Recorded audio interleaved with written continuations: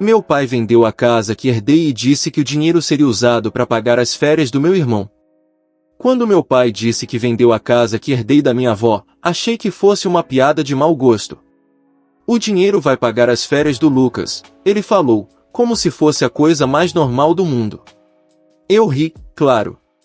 Até parecia engraçado na hora, a ideia de que minha herança viraria um passeio luxuoso para meu irmão, o eterno privilegiado da família. Mas uma semana depois, quando meu advogado ligou para ele, o riso morreu na minha garganta. Aquela casa não era só um imóvel. Era o lugar onde eu me sentia seguro quando criança, onde minha avó me protegia dos dramas familiares. Ela sempre dizia, essa casa é sua, Sávio, para quando você precisar. E agora, sem aviso, sem consentimento, meu pai a vendeu como se fosse um objeto qualquer. Minha avó era a única na família que honestamente se importava comigo, praticamente me criou enquanto meus pais estavam ocupados demais com suas próprias vidas e com meu irmão mais novo, Lucas. Ela sempre esteve lá para mim. Ela fazia eu me sentir importante, e quando faleceu me deixou a casa. Não foi surpresa alguma já que meus pais raramente a visitavam, nunca moveram um dedo para ajudar quando ela estava doente. Lucas, o filho dourado, também não dava a mínima, estava ocupado demais fazendo nada. Aos 26 anos ainda morava em casa, desempregado, mas de alguma forma cheio de potencial segundo meu pai. Há muito tempo aceitei que eu era o filho esquecido, o que tinha que se virar sozinho. Mas nunca imaginei que chegaria a esse ponto. A tarde estava quente quando decidi passar pela casa da minha avó. Era um daqueles dias em que a saudade aperta sem aviso. A casa, herança deixada por ela, sempre foi meu refúgio, mesmo sem eu ter me mudado para lá. Gostava de saber que ela estava ali, intacta, esperando por mim. Ao virar a esquina, algo me pareceu errado. Havia carros desconhecidos estacionados na frente. O jardim, antes bem cuidado, agora tinha plantas diferentes. Meu coração acelerou. Me aproximei da porta e toquei a campainha. Um homem abriu a porta, com uma mulher ao fundo. Ambos pareciam confusos. "Posso ajudar?" perguntou ele. Franzi a testa, tentando entender. "Esta é a minha casa." "Quem são vocês?" A mulher sorriu, nervosa. "Compramos esta casa no mês passado do proprietário." Senti como se o chão tivesse desaparecido sob meus pés. "Como assim compraram?" O homem cruzou os braços, defensivo.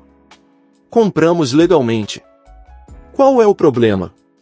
Peguei meu celular, procurei por e-mails, mensagens, qualquer aviso. Nada. Mas no fundo, eu já sabia o que havia acontecido. Sem dizer mais nada, me virei e fui direto para a casa dos meus pais. Lucas estava lá, jogado no sofá como sempre. "Onde estão papai e mamãe?" perguntei tentando manter a calma. Ele deu de ombros, sem tirar os olhos do celular. "Por que eles venderam a minha casa?" Lucas piscou, como se fosse a primeira vez que ouvia falar disso. "Ah, sim. Eles voltam logo." Esperei. Quando meus pais chegaram não os deixei nem sentar. "O que diabos vocês fizeram?" Meu pai suspirou, como se eu fosse o problema. "Olha, Sávio, não era justo você ficar com a casa. Sua mãe e eu tínhamos outros planos."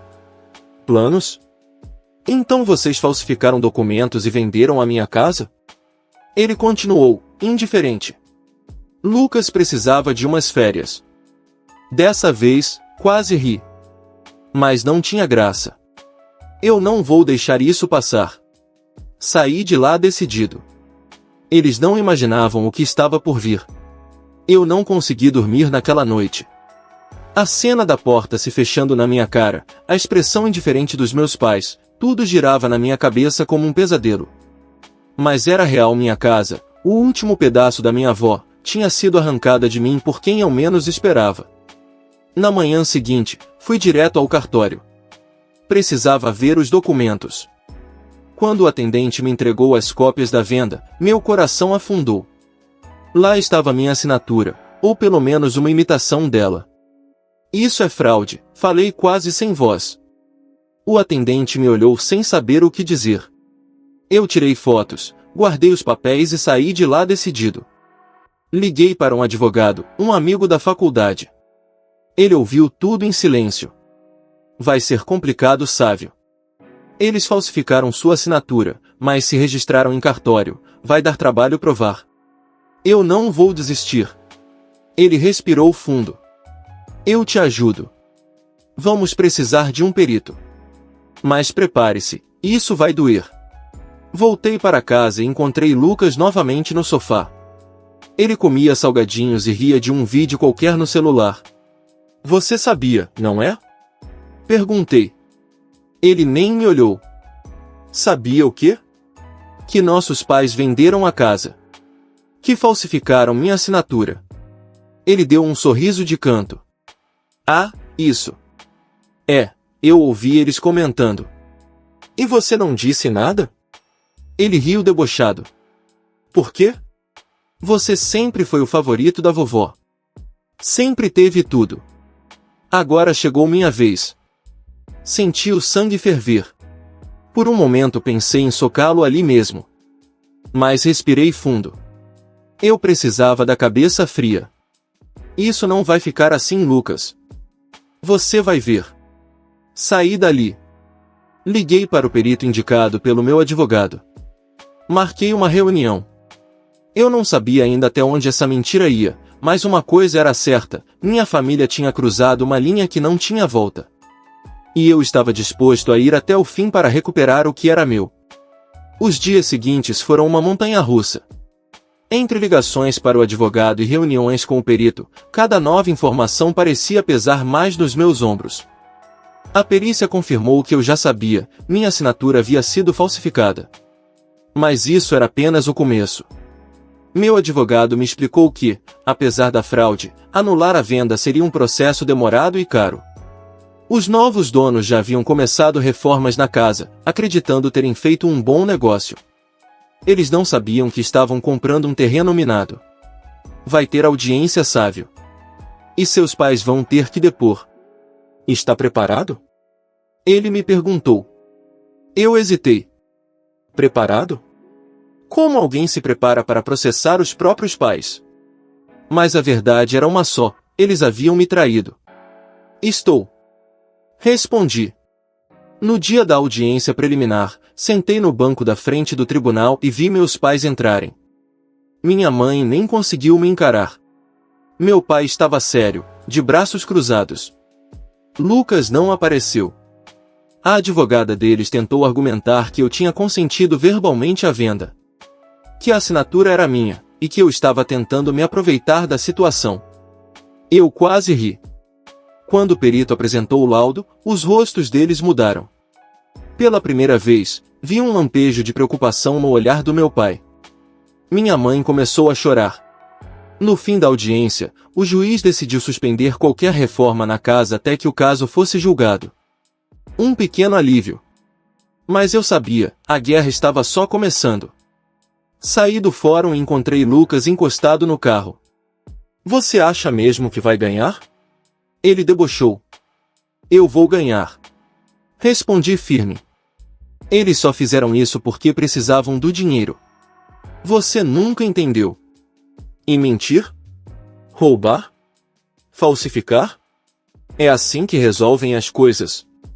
Ele deu de ombros. Você sempre foi o certinho. Mas no fim, a família sempre dá um jeito. Não dessa vez, Lucas. Não depois do que fizeram. Ele balançou a cabeça e foi embora. Eu fiquei ali, olhando o céu nublado, sentindo o peso daquela batalha. Eu sabia que o caminho seria longo. Mas já não havia volta. Eu ia lutar até o último recurso. Os meses seguintes foram sufocantes. Cada audiência, cada documento exigido, parecia arrancar um pedaço de mim. Meu advogado dizia que estávamos indo bem, mas eu sentia que a vitória, mesmo que viesse, teria um gosto amargo. Minha mãe tentou me ligar algumas vezes. Não atendi. Não tinha forças para ouvir justificativas. Meu pai, pelo que soube, nem tentou. Lucas sumiu. Nenhum deles parecia disposto a admitir o que fizeram. Numa tarde chuvosa, recebi uma notificação. Meus pais estavam tentando fazer um acordo extrajudicial. Queriam que eu desistisse do processo em troca de uma quantia em dinheiro. Eu ri, incrédulo. O dinheiro que me ofereciam nem chegava perto do valor da casa. Mas, mais do que isso, não era dinheiro que eu queria. Era justiça. Marquei um encontro com meu advogado no escritório dele. Eles estão com medo. Esse acordo é desespero, ele disse. E eu? Devo aceitar? Ele me olhou com atenção. Você precisa pensar no que quer. Recuperar a casa? Uma indenização? Ou simplesmente virar essa página? Suspirei. A casa não era só tijolo e concreto.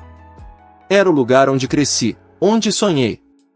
Mas agora cada parede parecia manchada por mentiras. Eu quero que eles sejam responsabilizados.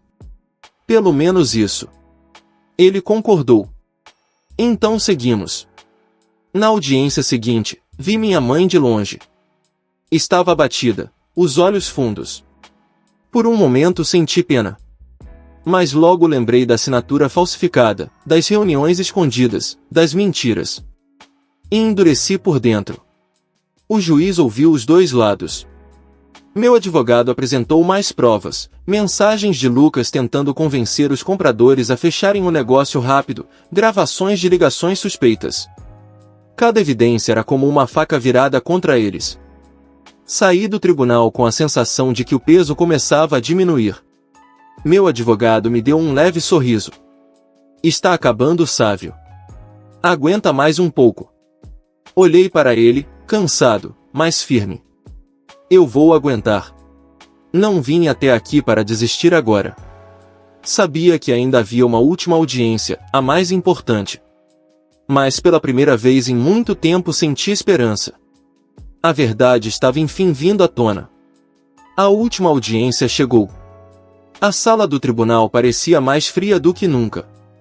Meu advogado estava confiante, mas eu sentia um nó no estômago. Meus pais sentaram do outro lado, evitando meu olhar. Lucas não apareceu. O juiz leu as alegações finais. Meu advogado apresentou os documentos decisivos, as provas da falsificação, os registros bancários que mostravam transferências suspeitas, as mensagens de Lucas articulando tudo com minha mãe. Cada peça se encaixava como num quebra-cabeça sombrio. Quando o juiz começou a proferir a sentença, meu coração acelerou. Cada palavra parecia arrastar o tempo. Então ele disse o que eu esperava. O contrato de venda foi anulado por fraude, meus direitos sobre a casa foram restabelecidos, e meus pais teriam que me indenizar pelos danos morais e materiais. Eu respirei fundo. Uma mistura de alívio e tristeza tomou conta de mim. Ganhei, mas a que custo? Minha família estava desfeita, meus laços cortados. Olhei para minha mãe. Ela chorava, mas não veio até mim. Meu pai mantinha o olhar baixo, como se não pudesse encarar as consequências. Saí do tribunal sentindo o peso da vitória. Meu advogado me acompanhou até a porta. Você conseguiu, Sávio. Não foi fácil, mas conseguiu. Concordei, olhando para o céu nublado. Agora é hora de reconstruir. Voltar para casa foi estranho. As paredes pareciam ecoar os fantasmas de tudo o que aconteceu. Mas decidi que aquela casa não seria um túmulo de memórias ruins. Comecei pequenas reformas, pintei os cômodos, doei móveis antigos. Cada mudança era um passo para transformar o espaço em algo meu, de verdade. Alguns amigos se ofereceram para ajudar. Aos poucos, fui preenchendo os vazios com novas histórias, novas risadas. Ainda doía, claro. Às vezes, acordava no meio da noite, lembrando das traições. Mas a cada amanhecer, a dor pesava menos. Um dia, sentei na varanda, vendo o sol se pôr, e percebi, eu sobrevivi. Não só à perda da casa, mas à perda das pessoas que mais amava. E apesar de tudo, estava ali inteiro, pronto para recomeçar. Porque no fim, não era a casa que me fazia quem eu era. Era a força de nunca deixar que me tirassem o direito de lutar pelo que é justo. O que você achou do Sávio ter processado seus pais pela venda da casa? Responde aí nos comentários. Inscreva-se no canal e continue assistindo mais relatos clicando em um dos vídeos que está na tela.